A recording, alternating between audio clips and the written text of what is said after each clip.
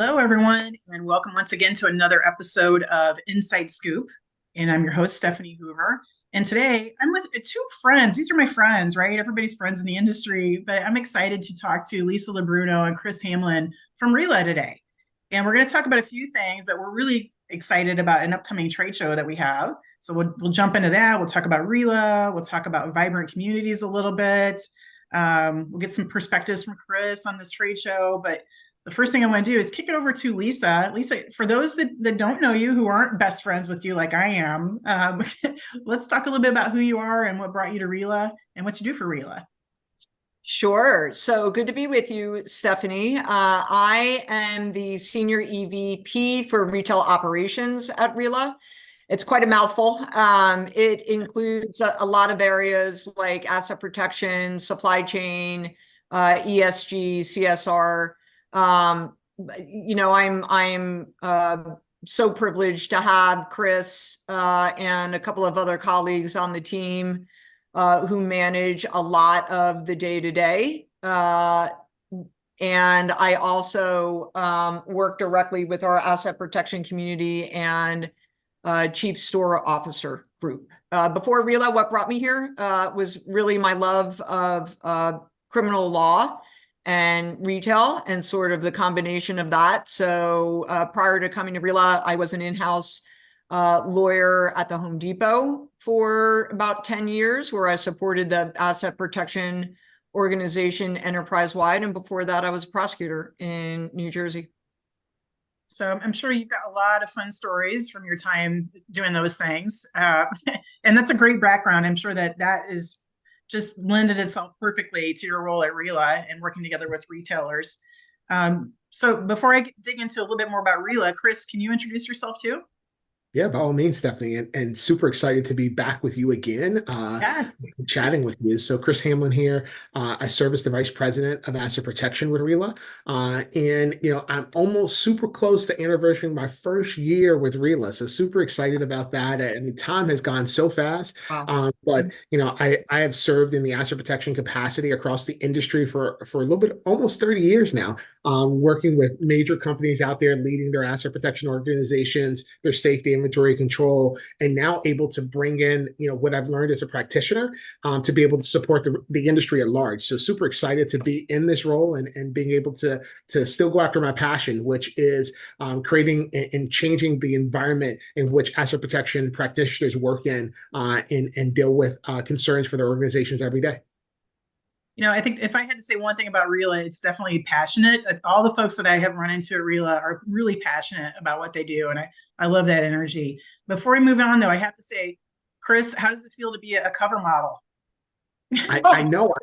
I keep hearing this. I keep hearing that the magazine has just come out. So for those that have not seen it yet, it should be on your doorsteps. But I'm super excited. Stephanie, what's it look like? I hear it's amazing, right? It's fantastic. It's you. I mean, I know I have my background here, but it's fantastic. Your pictures turned out great. Hopefully you'll sign an autograph for me when I see you at the next show. So you got it. I think mine should be here any moment, so I can't wait. I'll have that waiting for you when I see you. Excellent, excellent. So passionate folks at RILA. Let's talk a little bit about the mission of RILA. So, you're working together with retailers, but to what end? Yeah. Go ahead, Khris. You want to? No, go ahead. I'm going to talk about the numbers. Yeah. Look, what I was going to say is, you see the passion, Stefanie, because all of us at RILA, we're just so energized by the retailers with whom we engage.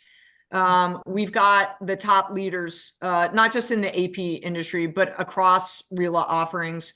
And, just to be able to work alongside top level executives who are really good at what they do and have a really strong collaborative spirit, want to work together to solve the industry's biggest problems.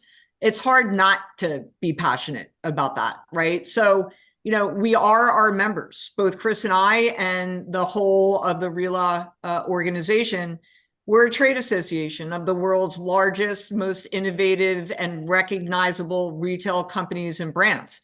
Doesn't get any better than that. And, the way this is oversimplifying, but for the folks who are not familiar with RILA or a trade association generally, again, oversimplifying, but we convene decision makers to collaborate and gain from each other's experience.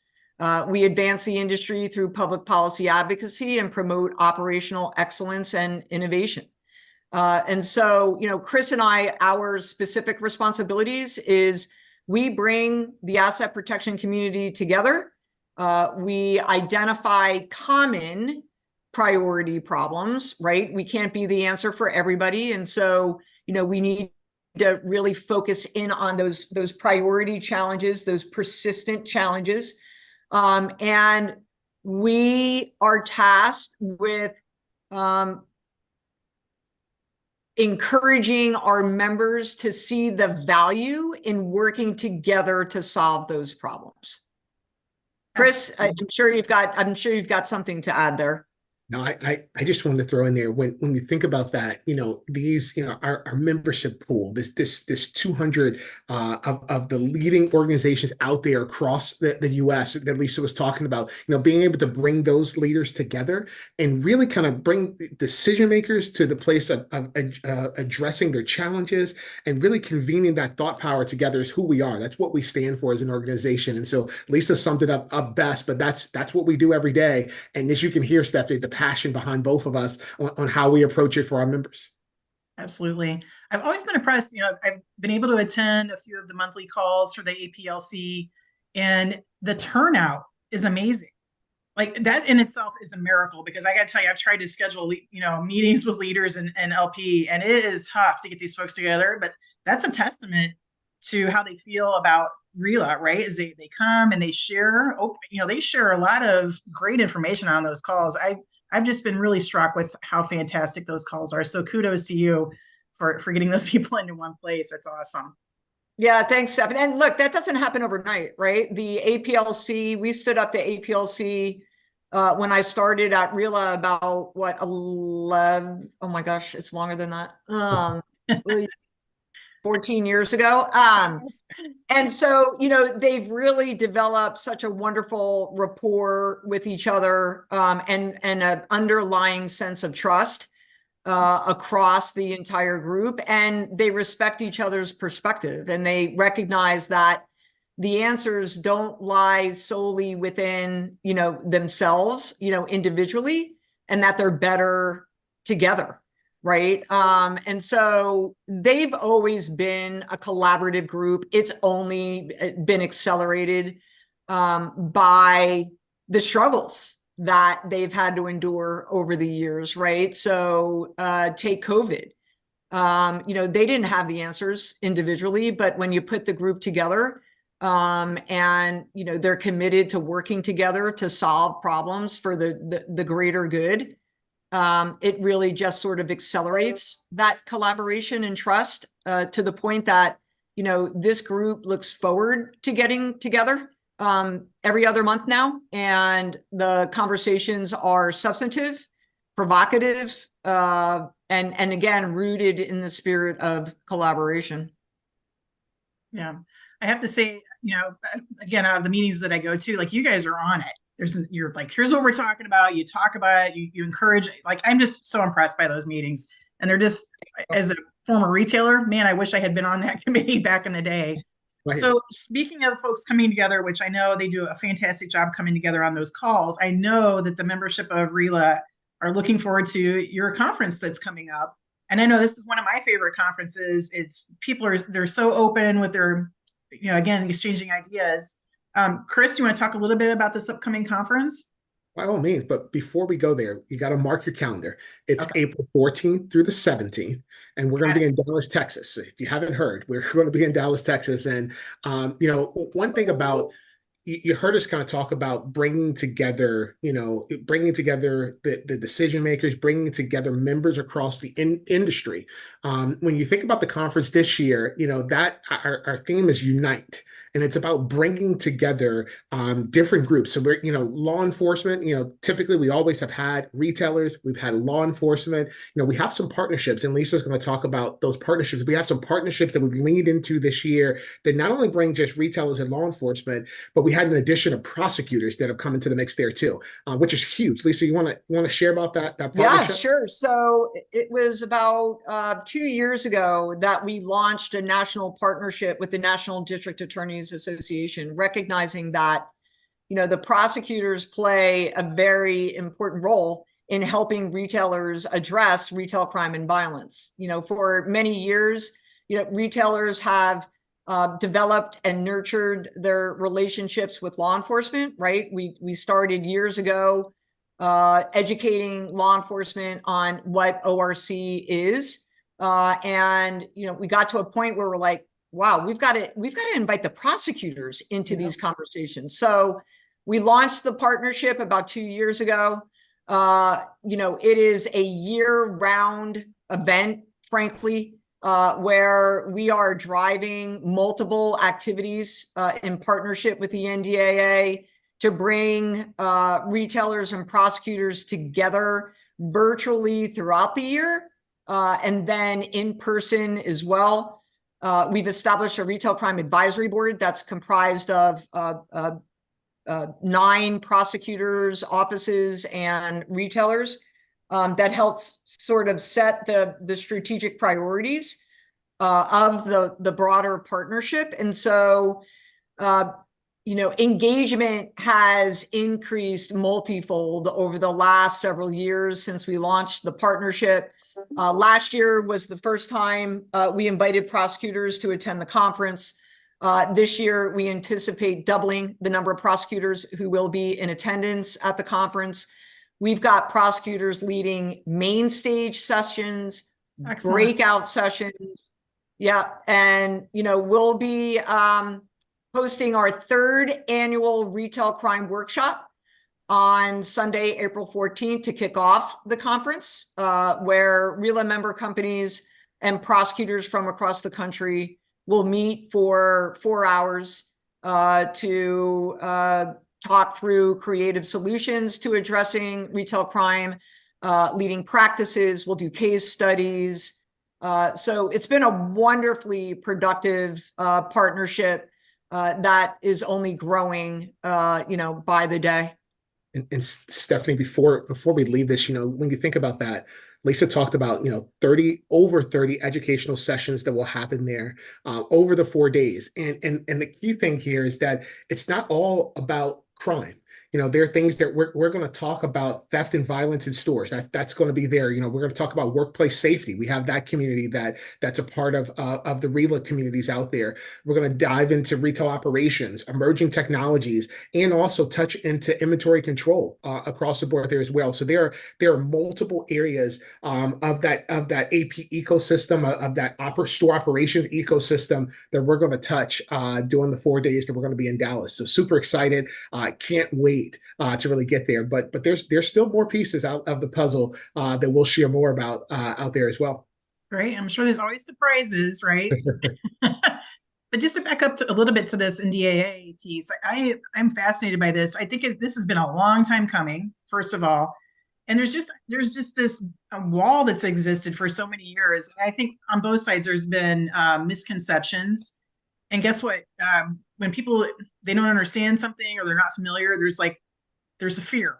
So I'm sure retailers have had sort of a fear of engaging with district attorneys, and district attorneys on the other hand weren't really familiar with what exactly loss prevention was all about. So there was some misconceptions there. So I love this, and I think this is going to be huge the more and more that we work on it. So thank you. Yeah.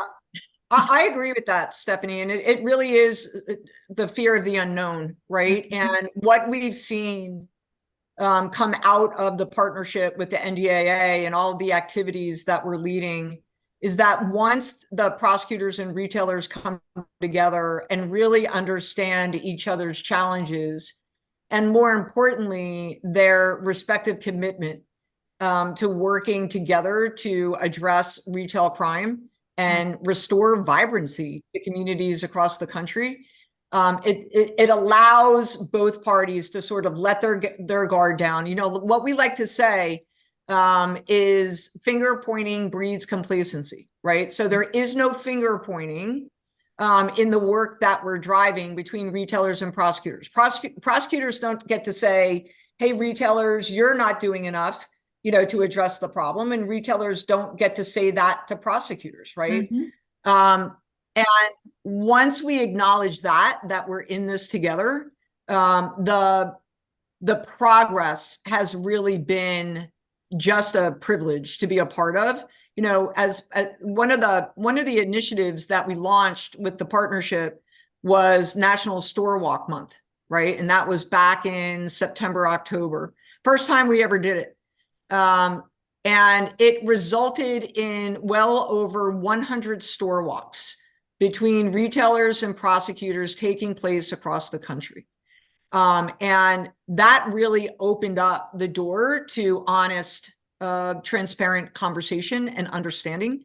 And it was such a popular event that it's really continuing now throughout the year. It's not just a month, and it's going to be an ongoing campaign to sort of, you know, bring down the walls between retailers and prosecutors.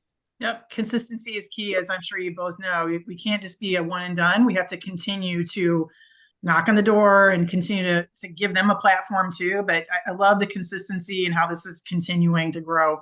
Absolutely love it. So I'm just backing up to the conference, Khris. So what, you know, former retailer, you know, now in the association side, what kind of tips can you give to somebody who's maybe never been to, you know, RILA's AP conference? You know, it's funny you asked that. You said there's always things that are going on that happen at the conference. So, you know, one of the key things that's going to be there in the expo hall. So, of course, in the expo hall, you'll get to see some great solution providers that are bringing some innovative technology to the forefront for retailers to really kind of learn from and leverage and explore what those solutions could do for their organizations. But also within that expo hall is our Vibrant Communities Pavilion, which is huge. This is when you think about this, and let me, I want to explain, and then I'm sure Lisa has the same passion I have about the Vibrant Communities Pavilion too. But when you think about this pavilion is going to be an area where retailers, where law enforcement, where prosecutors can come together and kind of collaborate and unite on topics that are happening or concerns or challenges that they're having back in their home areas or in their home states or where, you know, problematic across their organization, across the US. It's also a place where we've invited organized retail crime associations from across the country to be able to come in, to be able to exhibit, to be able to connect with those individuals that can really bring about solutions or change for problems or challenges that they're facing, to be able to bring them all together within that space. And I'd be remiss if I didn't mention that, you know, this is all sponsored by one of our strategic partners, or that is sponsoring the Vibrant Communities Pavilion. So super excited for that. I just can't wait to see, you know, the connections and the collaboration that will happen in that space. Before I tell you about some more things, Lisa, what are your thoughts about, I'm sure you're just as passionate as me about the VCI Pavilion. Yeah, look, I'm passionate about the VCI initiative, right? And, you know, the pavilion is just another way to share the work and the effort with a broader audience. I also want to give the shout out to Aura. In addition to sponsoring the pavilion, they're the overall title sponsor for the conference. So obviously we wouldn't be able to put on such an amazing event without their support and the support, frankly, of all of our solution provider partners who are exhibiting and sponsoring at the event. But I think you summed it up nicely, Khris, what the VCI Pavilion is all about. It's the first time that we'll be hosting it. There's a lot of first-time activities happening at the conference, which that excites me, frankly, more than anything. You know, it's the VCI Pavilion. We're going to be doing 2 workshops. One around the Informed Consumers Act and sort of the practical application of Inform, how investigators can really put it into action to accelerate their investigations. And then we're going to have a prosecutor-led workshop by the DA's offices in San Francisco and King County, Washington, where they're going to teach AP folks how to write reports that will even impress prosecutors, right? So a lot of AP folks will say, I know how to write a narrative, right? But you could think all day long you know how to write a narrative and it pleases you. But narratives are not about pleasing you.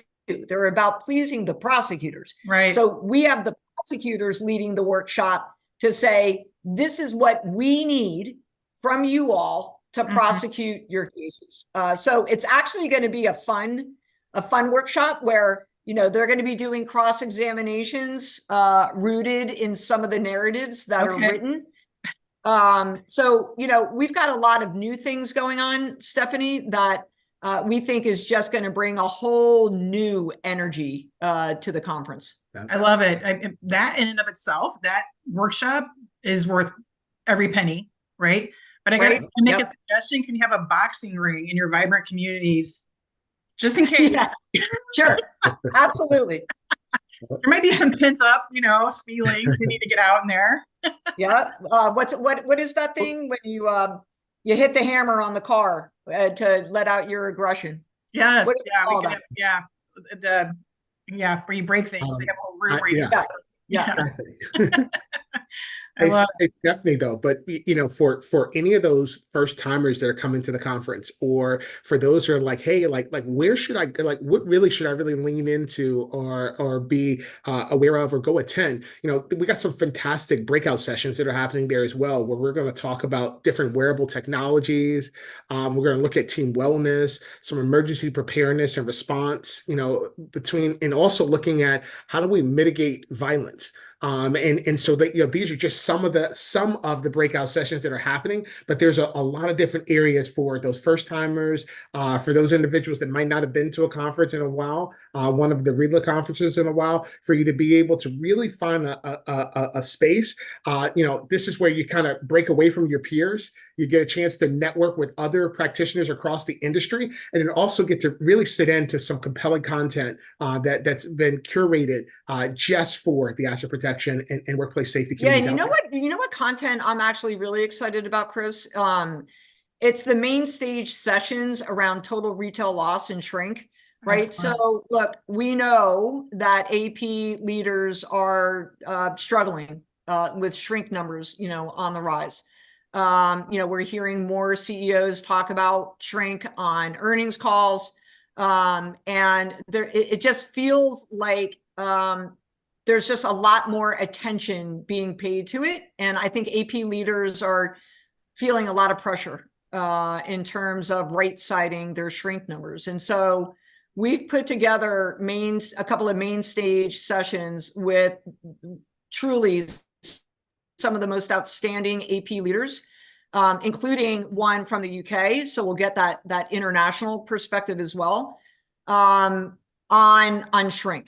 And we're then going to build on the main stage session in the breakout room. And look, the full transparency, the way we're going to do it is we're going to limit some of those conversations to just retailers so that they can have as transparent a conversation as possible around a topic that they tend to be very guarded about. And so we want them to be able to let their guard down. So, you know, we're putting some parameters in place to ensure that happens. Again, just trying to do things in a new creative way that surfaces these priority challenges and gives our audience, you know, the best way to go after them. Absolutely. I mean, I love these ideas. I think this is going to be a great conference. You know, I'm just thinking about things that I did to try and meet successful when I went to trade shows. Definitely, like, don't schedule calls during the show and during the conference. Go take advantage of all the sessions. Ask questions in the sessions, right? Don't be a wallflower. Go meet people, introduce yourself, and wear comfortable shoes. Like, that's always my biggest tip. It's like, wear comfortable shoes and come out of your comfort zone. Yeah. Yes, Khris. Yeah, and that point I think is the most important. You wanna talk to that one, Khris? Yeah, it's just like come out of your comfort zone. Like this is the place. We've all three of us have said this.